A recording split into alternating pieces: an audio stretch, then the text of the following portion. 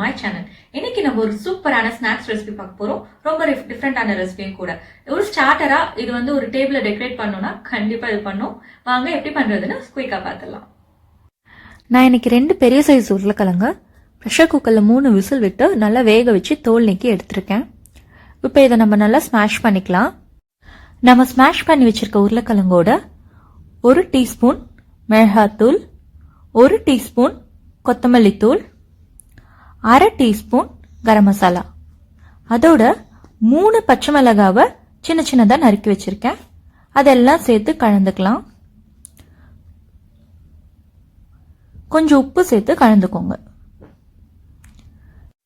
இப்போ நம்ம கலந்து வச்ச உருளைக்கிழங்குல இருந்து கொஞ்சம் கொஞ்சமா உருளைக்கிழங்கு எடுத்து ஷேப்புக்கு கொண்டு வந்துடலாம்.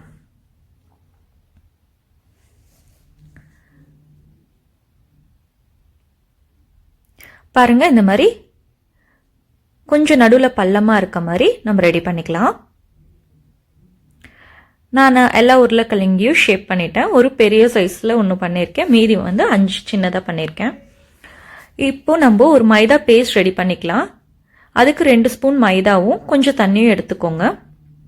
இதை நல்லா கலந்து விடும்போது லம்ஸ் இல்லாமல் பார்த்துக்கோங்க. ஒரு பேட்டர் கன்சிஸ்டன்சிக்கு வரணும். இப்போ இந்த மைதா பேஸ்ட்ல கொஞ்சம் கார்லிக் பவுடர், ஆனியன் பவுடர் சேர்த்துக்கலாம்.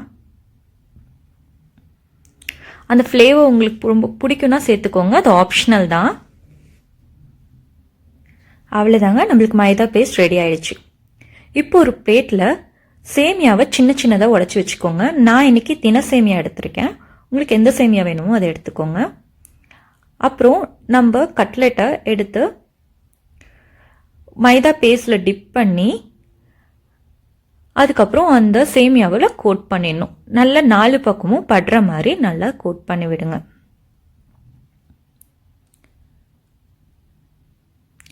இதே மாதிரி நம்ம எல்லா உருளைக்கிழங்கையும் கோட் பண்ணி வச்சிடலாம். அவ்வளோதாங்க, நான் எல்லா கட்லெட்ஸையும் கோட் பண்ணி வச்சிட்டேன். பாருங்க, ஒரு குட்டி குட்டி நெஸ்ட் வந்து நம்ம தட்டு ஃபுல்லாக இருக்க மாதிரி இருக்கு. இப்போ நம்ம ஒரு பேன்ல 4 ஸ்பூன் எண்ணெய் விட்டு நம்ம கட்லெட்ஸை ஷாலோ ஃப்ரை பண்ணி எடுத்துக்க போறோம். அதுக்கு எண்ணெய் சூடானதும் மீடியம் லோ ஃப்ளேம்ல வச்சு நம்ம கட்லெட்ஸ் எல்லாம் சேர்த்துக்கலாம். ஒரு 2 நிமிஷம் கேப்ல அதை திருப்பி விட்டுட்டு நம்ம சிம்ல வச்சிடலாம். அப்பதான் உள்ள இருக்க மசாலாவோட பச்சை ஸ்மெல் எல்லாம் போய் மேலேயும் நல்லா கிறிஸ்பியா இருக்கும். இல்லைன்னா மேல சீக்கிரம் கரிஞ்சிரும். இதே மாதிரி நம்ம மீதி இருக்க எல்லா கட்லெட்ஸையும் போட்டு எடுத்துக்கலாம்.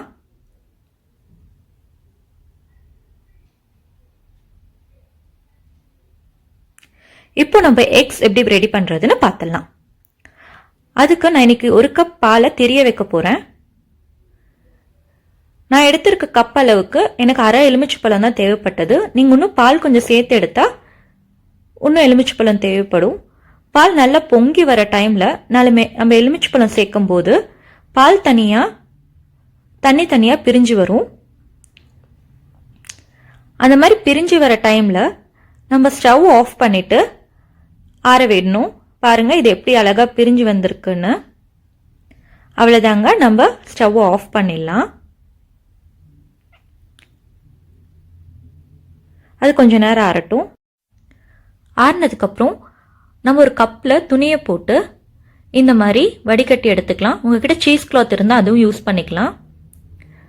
வடிகட்டி எல்லா தண்ணியையும் அந்த துணியை வச்சு புழிஞ்சு எடுத்துக்கோங்க. இங்க பாருங்க, நான் எப்படி புழிஞ்ச வாட்டி நம்மளோட கன்சிஸ்டன்சி எப்படி இருக்கு பாருங்க. இந்த மாதிரி வரணும்.